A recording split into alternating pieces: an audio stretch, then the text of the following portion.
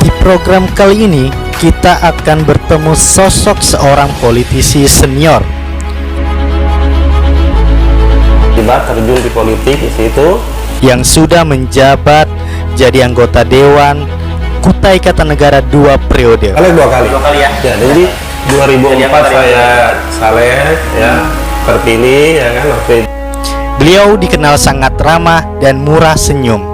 Sampai-sampai beliau tetap selalu optimis. Di pantai ada Kutai Tengah. Kalau saya melihat itu memang konteksnya itu adalah dalam rangka untuk memperpendek, Membawa perahu yang baru dibangun ke pelosok belantara Sungai Mahakam. Bagaimana perjalanan kesuksesan beliau? Saksikan di program Di Balik Jendela Kehidupan bersama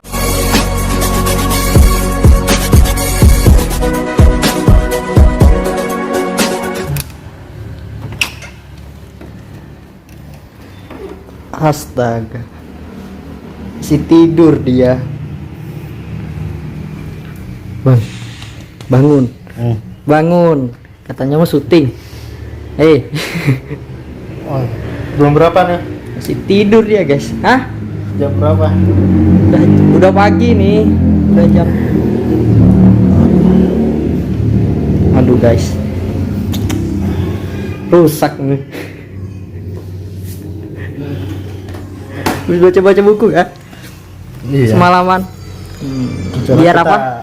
Kita mau syuting terkait kita hari ini ketemu ketua partai Gelora Kukar Pak Suryadi karena kita ingin membahas terkait peran pemuda menuju 5 besar.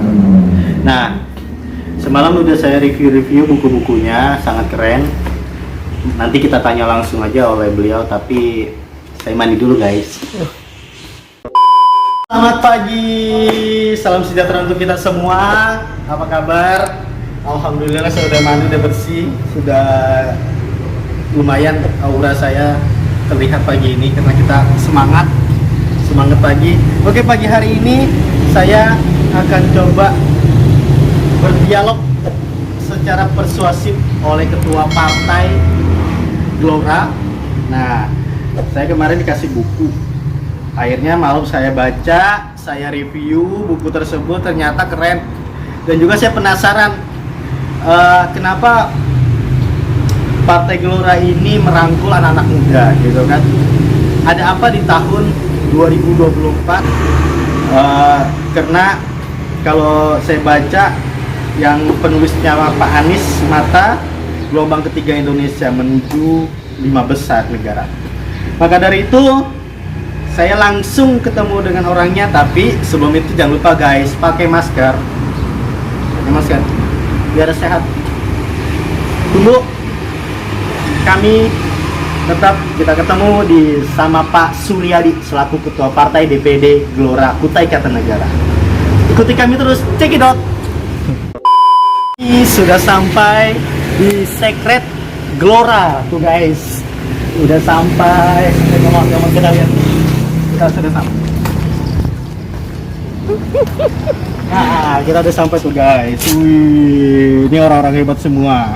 Kita ketemu dengan Pak Ketua Pak Haji Suryadi Eshub.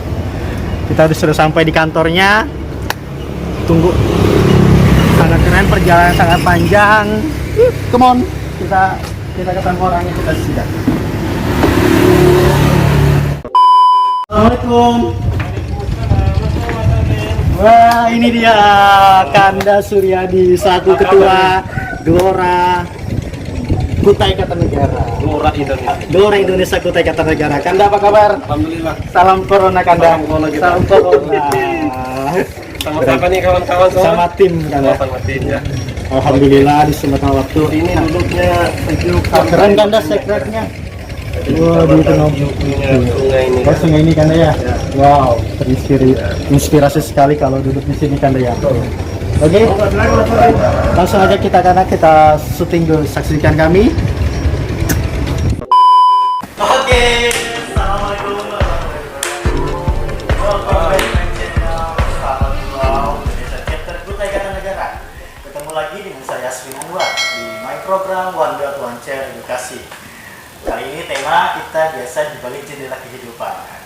Tadi saya sudah menempuh perjalanan kira-kira 5 km dari Setret ke kantor Gelora Indonesia, Kabupaten Kutai Kartanegara. Alhamdulillah saya sudah sampai bersama tim dan juga sekaligus ketemu dengan ketuanya langsung, disambut hangat, suatu kehormatan, suatu kebanggaan bagi saya dan tim, disambut hangat oleh Ketua DPD Gelora Indonesia, yaitu biasa kami memanggil Kanda. Kanda. Nah, karena masih muda. Saya panggil Dinda. Iya.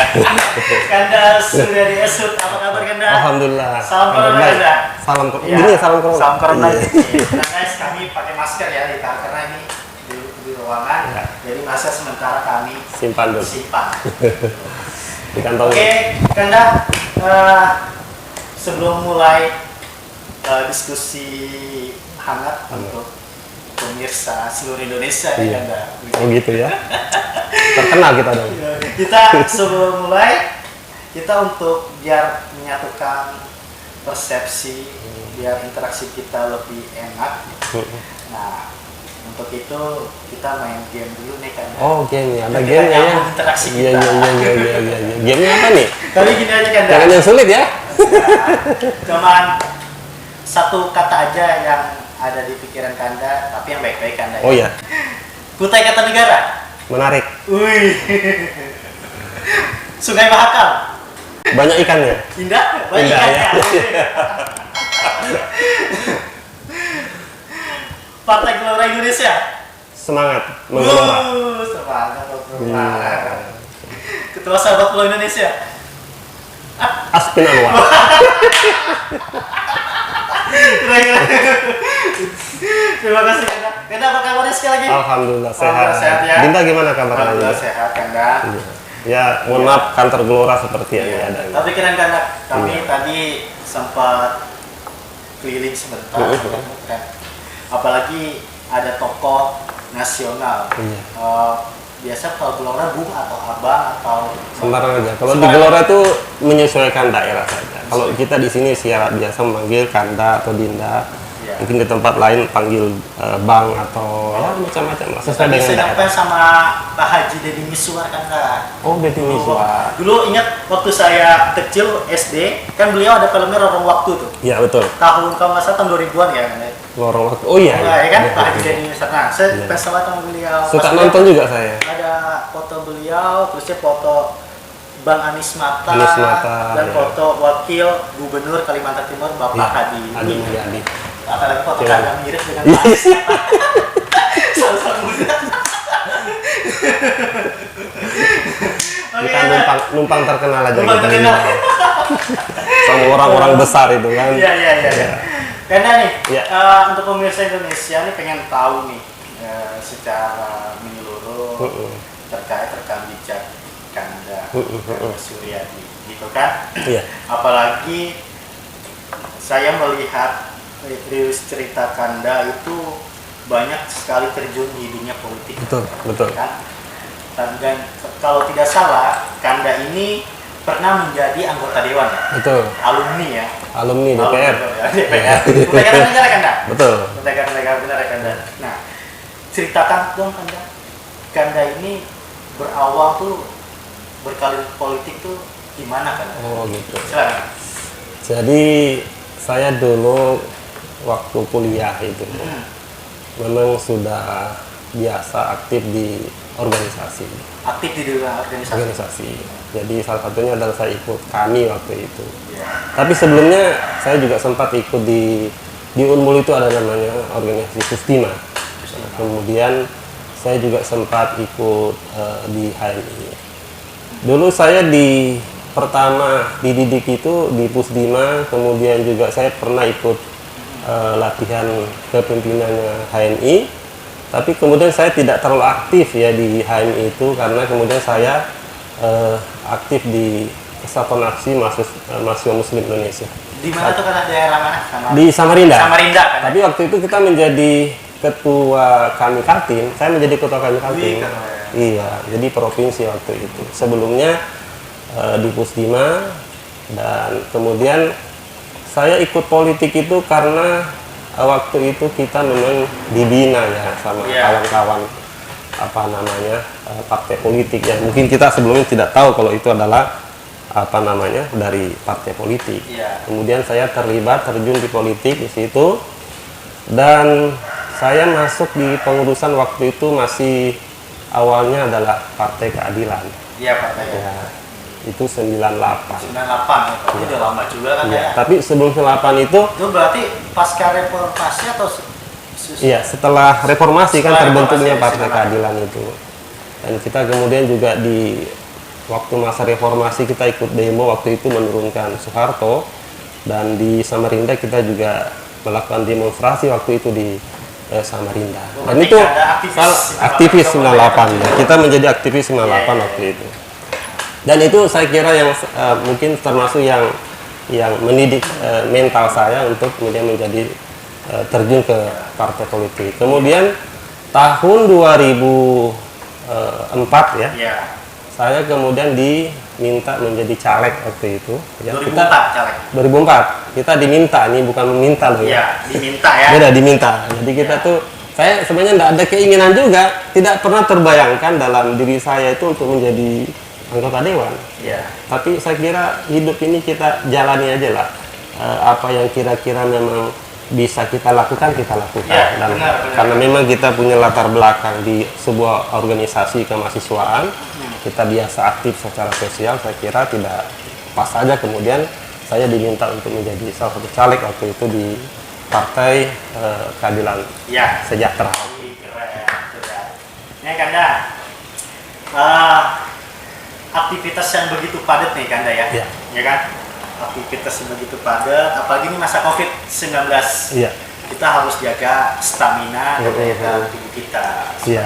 Nih Kanda, saya ingin memperkenalkan Oh, iya. produk terbaru khas Kutai Kartanegara, produk Masya lokal. Allah. Ini produk baru, Kayaknya tidak asing sudah saya. ini minuman Tarsan. Oh, Tarsan ya. Nah, dikombinasikan oleh mangga dan lemon, campur madu tanpa gula. Masya Allah. Ini baru belum launching, tapi ini masih kami memperkenalkan produk lokal karena apa kan? Karena kita ini harus peduli terkait produk lokal Kutai Kartanegara. Nah, cobain kan enggak? Oke, Nah. boleh dicoba dong. Semoga cocok di lidah. Masya Allah. Ini sudah disegel kan? Oh, disegel ya? Tanpa pengawet ya? Tanpa Masya pengawet. Allah, subhanallah. Ya, semoga cocok Anda. Kita minum ya. Pakai gelas apa langsung aja? Boleh pakai gelas, boleh. Langsung aja ya. Ini minuman sehat. Bismillahirrahmanirrahim. Makanya coba dulu baru rasakan pesonanya. Luar biasa. Terus saya Masya Allah. Ini bikin sendiri, Dinda? iya dibantu sama teman-teman. Oh, teman-teman ya. Oke. Ini minuman sehat kan ya. Saya coba lagi. Setiap hari kita mengkonsumsi ini, insya Allah tubuh kita dijaga. Amin. Masya Allah, subhanallah. Ya, ini Oke. produk lokal khas Produk Kutai Kartanegara. Iya. Ini sudah dijual kemana aja, Dinda ini? Ini masih di online kan? Oh, Online online ada ya? di Instagram nanti di sini. Tarsan Group. Tarsan Group. Ya, supaya kita kuat. Kenapa ngambil nama Tarsan ini? Supaya kita kuat. Saya yang nanya jadinya nih.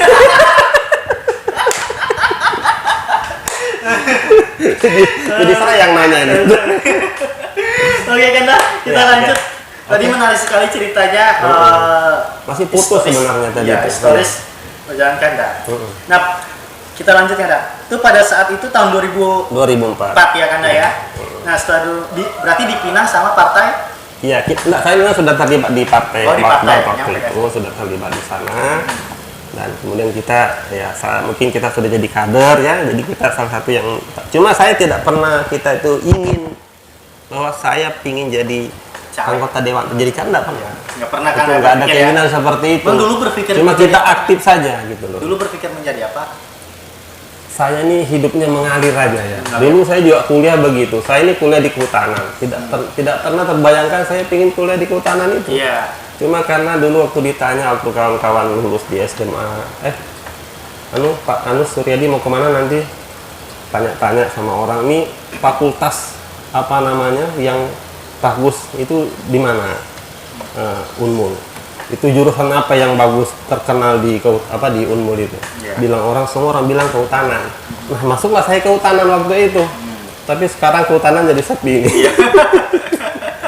Ya, jadi Iya. mengalir aja kalau Iya, saya itu mengalir mengalir aja aja. ya. Ya. Ah, Toh juga akhirnya saya seperti ini tidak kerja di kehutanan, tiba-tiba Iya. ya aktif di politik. itulah karena Ya. tadi Jadi poinnya itu jalan hidupnya banyak begitu. aktif di organisasi itu Hanya Pak, begitu. banyak bangun relasi, Banyak hikmahnya yang di situ. terkenal ya. Oke, menarik sekali Kanda. Oh iya Kanda, bagi ini dong cerita sedikit. Tadi kan sudah perjalanan Kanda, gitu kan, mulai karir politik. Nah, pernah gak Kanda itu memiliki tujuan ingin membangun daerah Kutai Kartanegara? Tapi caleg 2 kali ya Kanda? Caleg 2 kali. 2 kali ya? Ya, jadi 2004 Jadi anggota saya caleg ya, terpilih ya kan waktu itu dia dari dapil Muara Jawa, Samboja dan Sangassanga. Kemudian 2009 lanjut lagi ya, kemudian terpilih lagi di periode 2009 sampai 2014 ya. Jadi itu diantara dalam masa hidup saya, menurut saya karir yang saya tempuh, yang pengabdian yang saya bisa berikan di Kutai Kartanegara, ya itu diantaranya. Iya. Tapi menurut Kanda ini, Kanda kalau boleh tahu sudah berapa lama di Kutai? Di Kutai ini saya kan lahir di sini sebenarnya. Oh, Lahirnya saya itu lahir di Samboja. Samboja. Cuma akta kelahiran itu ditulis Muara Jawa. Mungkin dulu orang menganggap yang namanya Kampung Tanjung Sembilang itu Iya. mungkin dikira itu masuk Muara Jawa. Iya. Jadi ya nggak masalah lah karena itu juga berbatasan aja Iya. sih. Nah, Jadi terus memang Kanda sudah kan- lahir di sini, cuma di Tenggarong itu saya tinggal tahun 2000 sekitar tahun 2002 ya, setelah menikah. menikah. Karena istri saya Alhamdulillah dapet sini. orang rumah sakit, kerja di rumah sakit. Iya. Nah, begitu. Nah, terus Kanda yang tadi menurut Kanda nih gambaran Kutai Kartanegara itu seperti apa? Iya. Selama ini Kanda tinggal dari kecil lah sampai sekarang. Ya, memang Kutai Kartanegara ini kan geografinya cukup luas ya. Iya. 18 kecamatan. Ya, tentu kita pingin ya Kutai Kartanegara ke depan ini bisa memberikan kemajuan dan kesejahteraan terutama bagi para pemimpinnya ya, punya visi untuk membangun Kutai Kartanegara yang Iya. lebih baik, lebih sejahtera, karena memang cukup luas, terutama persoalan infrastruktur Iya. ya, yang harus kita bangun di Kutai Kartanegara ini, karena memang jarak yang cukup jauh ya. Kalau kita menempuh dari sini saja ke Tenggarong ke Tabang itu hampir 6 jam ya kan. Iya. Makanya itu salah satu menurut saya yang sangat penting untuk dibangun di Kutai Kartanegara. Yang kedua, karena kita ini punya lahan yang sangat luas. Iya. Saya kira pertanian itu perlu dibangun dalam arti luas ya. Ini karena juga masih banyak lahan kita yang nganggur ya, dalam hal pertanian, perkebunan, peternakan ini luar biasa. Seandainya kita punya keinginan untuk memajukan dan mensejahterakan Luas 18 kecamatan. 18 kecamatan. 200 Makanya kemudian di desa lah ya. keinginan sebagian saudara-saudara kita ingin memekarkan Kutai Kartanegara ini, ada Kutai Pantai, ada Kutai Tengah. Kalau saya melihat itu memang konteksnya itu adalah dalam rangka untuk memperpendek pelayanan. Iya. Ya, memang kita akui dalam konteks pelayanan birokrasi kita ini memang jarak ini menjadi persoalan. Iya. Nah, makanya saya kira memang ini harus dibijakin ya.